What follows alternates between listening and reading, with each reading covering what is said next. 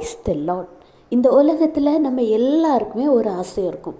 நம்ம கஷ்டப்படும் போது, உடம்பு முடியாமல் இருக்கும்போது, பிறர் நமக்கு ஹெல்ப் பண்ணலைன்னா கூட பரவாயில்ல, நம்மளை குறித்து ஆறுதலாக எப்படி இருக்கீங்க, நல்லா இருக்கீங்களான்னு 2 வார்த்தை விசாரிக்கணும்.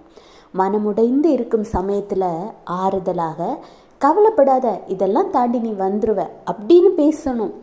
இந்த ஆசை கரெக்ட் தான். ஆனால் இதே மாதிரியே உங்களுக்கு தெரிந்த எத்தனையோ பேர் ஒரு ஆறுதலுக்காக ஏங்கின சமயத்தில் நீங்கள் ஆறுதலாக இருக்கணும்னு சிந்தித்த காலகட்டத்தில் நீங்கள் ஆறுதலாக இருந்தீங்களா? கொஞ்சம் யோசிச்சு பாருங்கள்.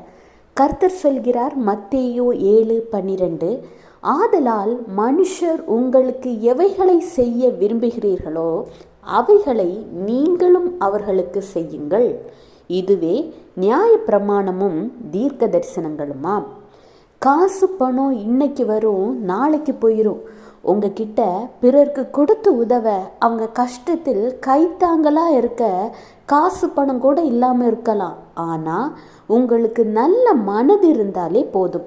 அவர்களிடம் விசாரித்து அவர்களை ஆற்றி தேற்ற உங்களால் முடியும். அதுதான் ஆண்டவராகிய இயேசு கிறிஸ்துவின் அன்பை வெளிப்படுத்துவது.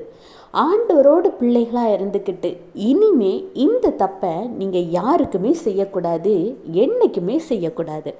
கர்த்தர் உங்களை ஆசீர்வதிப்பார். Have a blessed day. Jesus bless you.